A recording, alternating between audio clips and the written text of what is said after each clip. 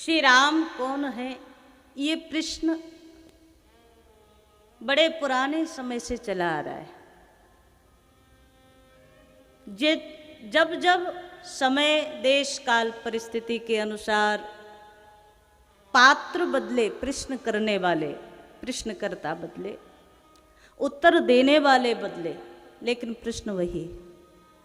जिसका जहाँ तक चिंतन था उसने वहाँ तक उसका उत्तर दिया। लेकिन महाराज आज भी कई बार ये प्रश्न खड़ा हो जाता है, राम कौन। और आज भी हम आप सब चिंतन में हैं, लेकिन पूरी तरीके से कोई नहीं कह सकता कि राम क्या है। पूर्ण रूप से जो समझ ले वो अनंत है ना। अनंत को कौन जान ले, कौन समझ ले। जो वाणी से परे है, जो बुद्धि से परे है, जो इंद्रियों से परे है, अगर वो बुद्धि की सीमा में आ जाए, अगर वो वाणी के शब्दों की सीमा में आ जाए तो परमात्मा ही कैसा है। लेकिन हाँ, अपनी अपनी बुद्धि से सबने समझने की कोशिश की, तो प्रयास तो हम आप भी कर ही सकते हैं। गोस्वामी जी महाराज ने बड़े सुंदर भाव से कहा, भरद्वाज जी महाराज का प्रश्न है, राम कवन प्रभु पूछे हो तो है। राम कौन, आए बड़े भाव से।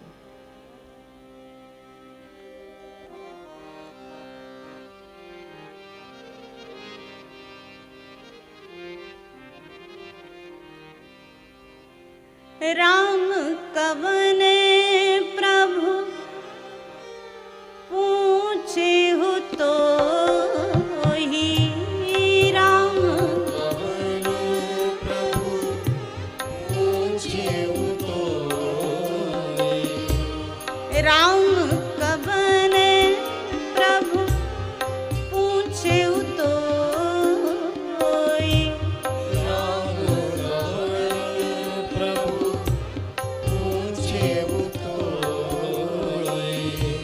कहिए बुझाए कृपा निधि मोहि।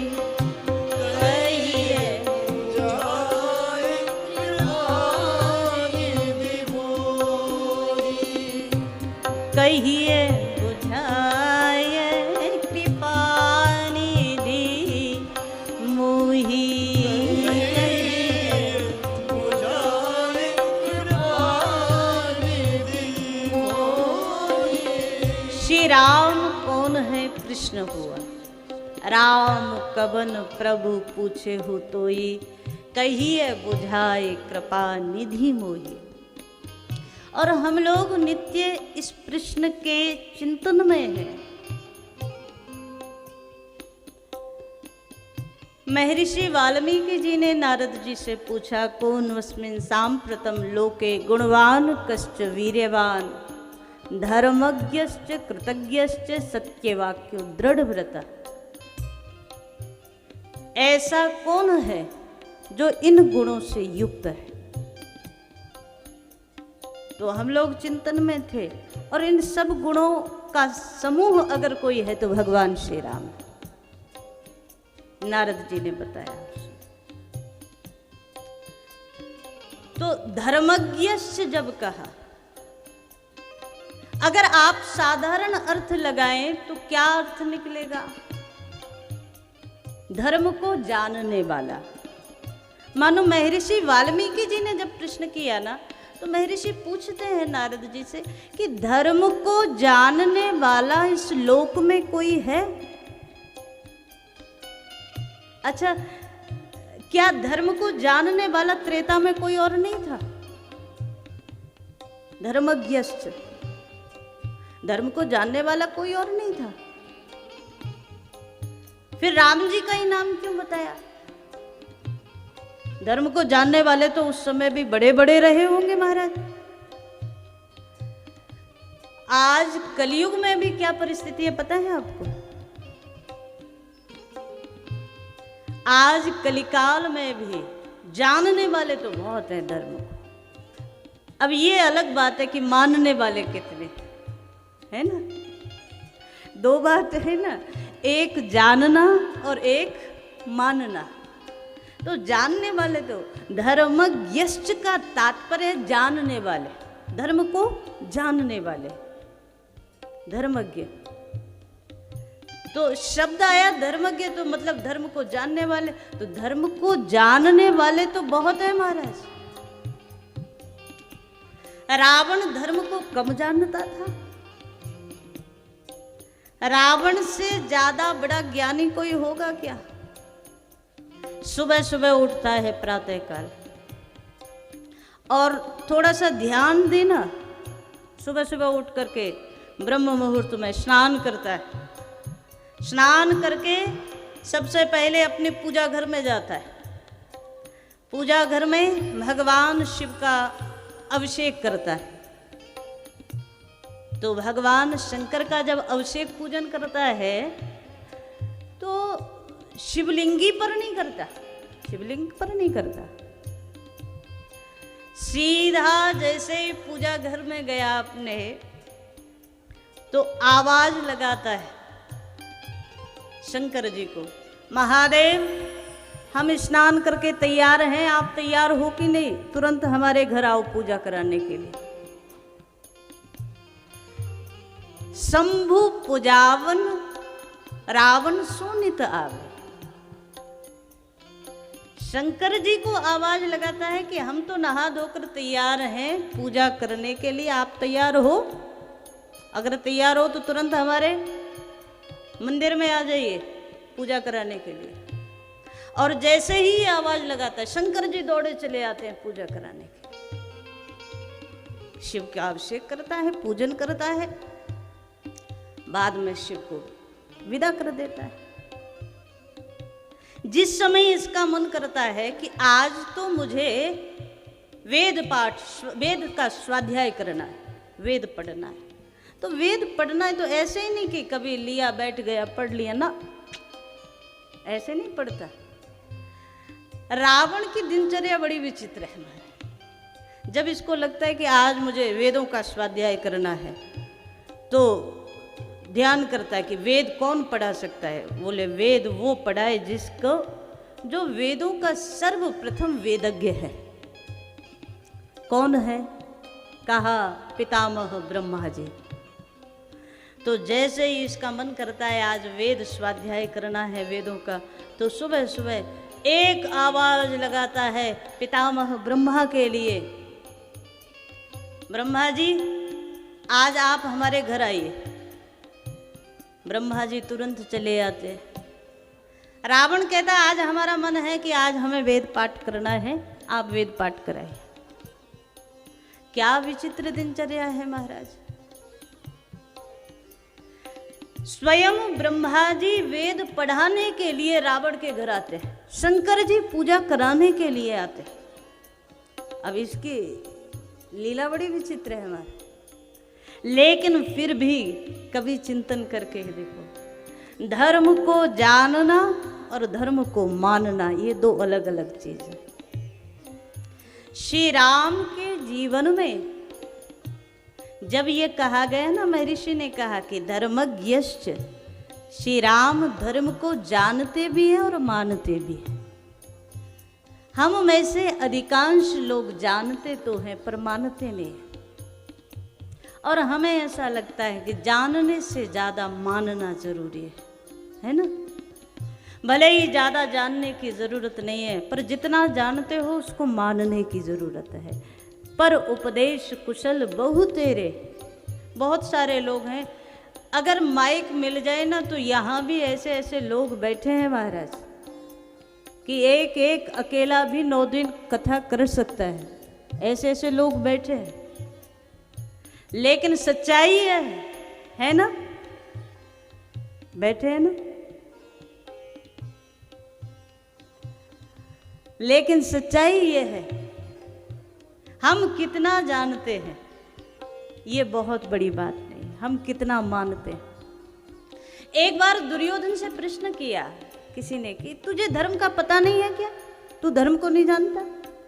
दुर्योधन ने कहा, ये किसने कह दिया मैं धर्म को नहीं जानता? पांडव जिस गुरु से पढ़े हैं उसी गुरु से मैंने भी पढ़ा है, मैंने भी स्वाध्याय किया है। पांडव जितना जानते हैं उतना ही मैं भी जानता हूं। तो फिर समस्या कहाँ है? गर्ग संहिता में बड़ी सुंदर बात आती है। दुर्योधन ने कहा, जानामि धर्मम, मैं धर्म को जानता हूं, पर न च मे प्रवृत्ति, मैं धर्म को जानता हूं पर धर्म में मेरी प्रवृत्ति नहीं है, मानता नहीं हूं। और जानाम्य धर्मम, मैं अधर्म को भी जानता हूं पर न च में निवृत्ति, पर मैं अधर्म से छूट नहीं पाता और धर्म में लग नहीं पाता। बस ये समस्या है। और हमें जो लगता है ये समस्या केवल दुर्योधन की नहीं है, अधिकांश लोगों की ये समस्या है। गौ की सेवा करनी चाहिए, कितने लोगों को पता है? जरा बताओ, एक बार हाथ पूरा उठा करके बताओ, कितने लोगों को पता है गौ सेवा होनी चाहिए? होनी चाहिए ना। फिर गौ सेवा होनी चाहिए, इतने लोगों को पता है। उसके बाद दरवाजे पर गाय आए तो डंडा मारकर भगाता कौन है? कौन भगाता है? हम ही लोग होते हैं ना। माता पिता की सेवा होनी चाहिए, लेकिन वो माता पिता जो वृद्धाश्रम में है वो किसके हैं? कभी तो खोज करो, कहीं तो प्रश्न करो कि वो माता पिता किसके हैं जो आज वृद्धाश्रमों में हैं, जो आश्रमों में पल रहे हैं, वो माता पिता किसके हैं? ये श्रवण कुमार का देश है, ये राम कृष्ण का देश है, तो वो माता पिता किसके हैं जो वृद्धाश्रम में है? धर्म को जानने से ज्यादा बढ़िया मानना है। कम जानो लेकिन मानो, ये जरूरी है। राम जी अगर समष्टि रूप से हम लोग देखें धर्म के प्रति, तो राम जी के लिए तो कहा गया, जब जब समष्टि में धर्म की हानि होती है या ग्लानि होती है, तब तब भगवान अवतार ले लेते हैं। जब जब हो धर्म के हानि, जब जब होए धर्म के हानि, जब जब होए धर्म के हानि, जब जब होए धर्म के हानि, बाणहि असुर अधम अभिमानी,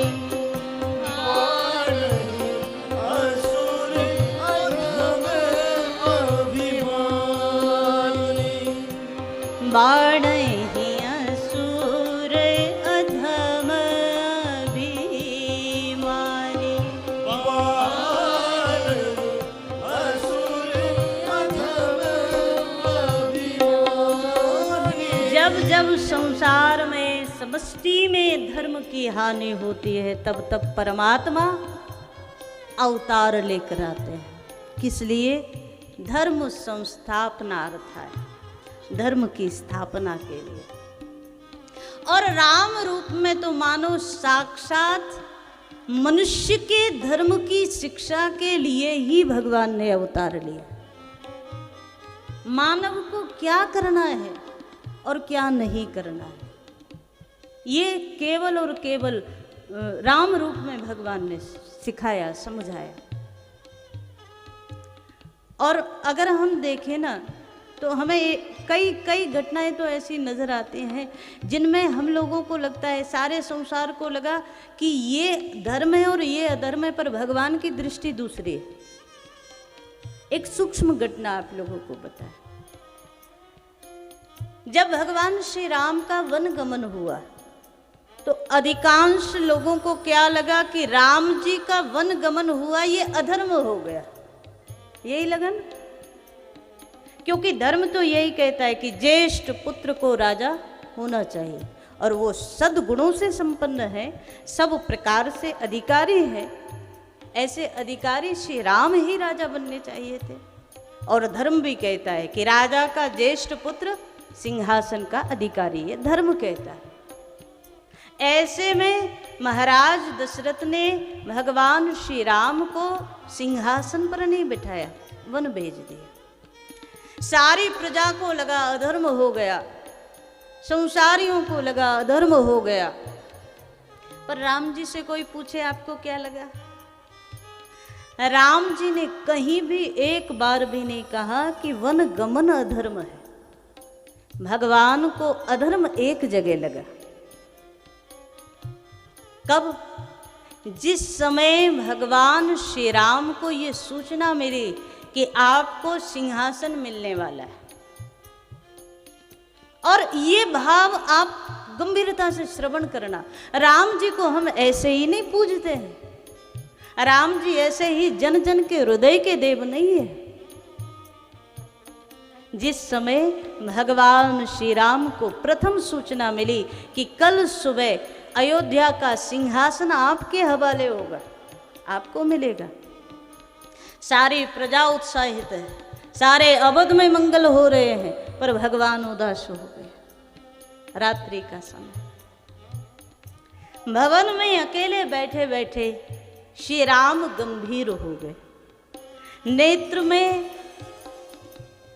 आंसू है पर बाहर नहीं है, बाहर निकल नहीं पाए। अगर कोई पूछे क्यों, भगवान श्री राम सोचने लगे, हम चारों भाइयों का जन्म एक साथ हुआ, जन्मे एक संग सब भाई। चारों भाई एक साथ जन्म लेकर आए, 2 घड़ी का इधर उधर अंतर हो गया अलग बात है, लेकिन चारों भाइयों का जन्म एक साथ हुआ। चारों भाइयों का खेल कूद बचपन सब एक साथ बीता, सारे संस्कार एक साथ हुए हम चारों भाइयों के। विद्या अध्ययन एक ही गुरु से एक साथ हुआ, और तो और विवाह भी एक साथ एक ही नगर में एक ही मुहूर्त में सबका हुआ। और भगवान बोले, जिन चारों भाइयों का जन्म एक साथ हुआ, कर्णवेद इत्यादि संस्कार एक साथ हुए, लेकिन आज एक अनुचित होने जा रहा है, अधर्म होने जा रहा है। किसी ने पूछा क्या, तो भगवान आज गंभीर होकर के बोले, आज मैं मेरे छोटे भाइयों को छोड़ करके अकेला सिंहासन पर बैठ जाऊं, ये बड़ा अधर्म हो जाएगा। या तो 4 सिंहासन बने और हम चारों साथ बैठें तो धर्म होगा, या मैं भी ना बैठूं तो ठीक होगा। जन्म में एक संग सब भाई, संग सब भाई, भोजन शयन के ललकाई, भोजन शयन के ललकाई, करन वेद उपबीत ब्याह, संग संग सब भय उछाह। करन गीत बिहार, संग संग सब भय उछाह। विमल बंस यह अनुचित एको, विमल अनुचित बंधु बिहाई बड़े ही अब से को, बंधु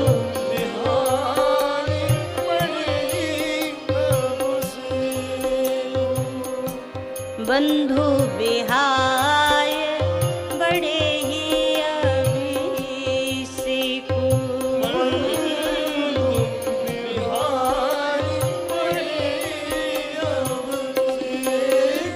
श्री राम वो है, सारा संसार इस चीज में अधर्म देख रहा था, राम वन को चले गए, ये अधर्म हो गया। पर राम जी इसमें अधर्म देख रहे हैं, मैं अकेला सिंहासन पर बैठ जाऊं, ये अधर्म हो जाएगा। राम हुआ धर्मज्ञ का मतलब केवल धर्म को जानना नहीं, धर्म के मर्म को जानना है। और राम जी से कोई पूछ ले कि भरत के लिए सिंहासन क्यों आपको चाहिए, भरत तो छोटे हैं ना, आप बड़े हैं, आपको सिंहासन मिलना चाहिए। भगवान एक बड़ी बढ़िया बात कहते हैं। भगवान कहते हैं ये जो अनुचित परंपरा है ये मुझे तोड़नी है। बड़ा भाई बड़ा तो हो ही गया, उस जन्म से ही बड़ा हो गया ना, जन्म लेकर आया तो बड़े भाई को तो बड़ेपन का सब कुछ मिल गया, परिवार में बड़ा पद मिल गया, समाज में बड़ा पद मिल गया, सब कुछ बड़े को मिल गया। लेकिन भगवान कहते हैं कि अगर मेरे छोटे भाई को भरत को सिंहासन मिल गया तो कम से कम एक पद तो मेरे छोटे भाई को बड़ा कर देगा, और एक पद मेरे छोटे को बड़ा कर दे। दुनिया वाले लोग कहेंगे ये राजा भरत के बड़े भैया है, तो मैं तो वैसे ही बड़ा हो गया ना। राजा भरत के बड़े भाई होने का गौरव तो मुझे वैसे ही मिल गया। धर्म के मर्म को जानने वाला, धर्म को जानने वाले तो बहुत हुए, पर धर्म के मर्म को जानने वाले श्री राम अकेले एकमात्र हुए। हम केवल धर्म के ऊपरी पेज को ना देखें, केवल कवर को ना देखें। एक पुस्तक होती है ना, उसके कवर को, पृष्ठ को केवल देख लें, बड़ी सुंदर है, बहुत बढ़िया है। जब तक उसको भीतर खोलोगे नहीं, पढ़ोगे नहीं, उसको जानोगे नहीं, समझोगे नहीं, तब तक उसका आनंद मिलेगा नहीं, तब तक उसका रस मिलेगा नहीं। धर्म भी वही है महाराज। श्री राम को समझना है ना, तो मानस की एक एक गंभीरता को समझना पड़ेगा। नित्य अपने घर में एक काम कर लो, बस सुबह या शाम एक समय ऐसा निकाल लो जिसमें परिवार के सब लोग एकत्रित होकर के बैठे, और भले ही 10 मिनट के लिए वहाँ केवल रामचरितमानस का 2-4 चौपाइयाँ अर्थ सहित उसका स्वाध्याय करो। बच्चों को भी बिठाओ, सबको बिठाओ, और वहाँ भगवान के सामने एक बार ये कहो कि हम परिवार के सहित आपकी शरण में आए हैं, जैसे हैं वैसे आपके हैं। हम ज़्यादा धर्म को नहीं जानते, पर हम आपकी शरण में हैं और आपके बालक हैं, इस रूप में शरणागत हैं। तो आप कृपा करके उस अपने तत्व को, उस धर्म के तत्व को हमें जना दें, आप कृपा कर दें, बाकी हम नहीं जान सकते।